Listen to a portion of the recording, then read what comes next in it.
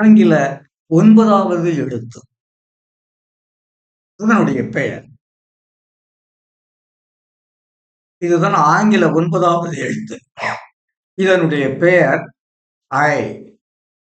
எடுத்துக்காட்டு I for Island. Island. I for Island. அடுத்து ஒரு எடுத்துக்காட்டு, இரண்டாவது எடுத்துக்காட்டு I for I. I. Island. ஐ.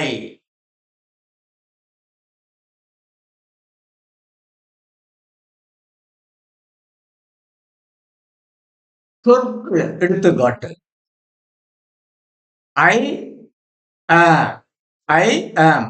ஐ ஆம். ஐ கான். ஐ கான். ஐடியா. ஐப்ரோ. ஐப்ரோ. ஐ லிட். இந்த எல் என்ற இந்த ஐ என்ற எழுத்தினுடைய பெயர் ஐ. இங்கே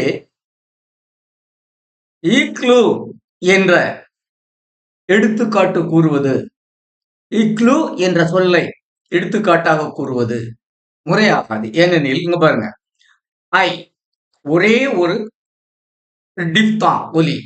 இதுல இந்த இக்ளூல முதல் ஒலி ஈ.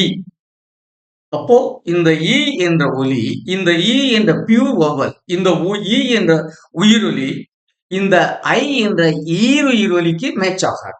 எனவே இந்த ஐ என்ற எழுத்தின் பெயருக்கு இக்ளூ என்ற சொல்லை கூறுவது பொருத்தமான எடுத்துக்காட்டாக அமையாது.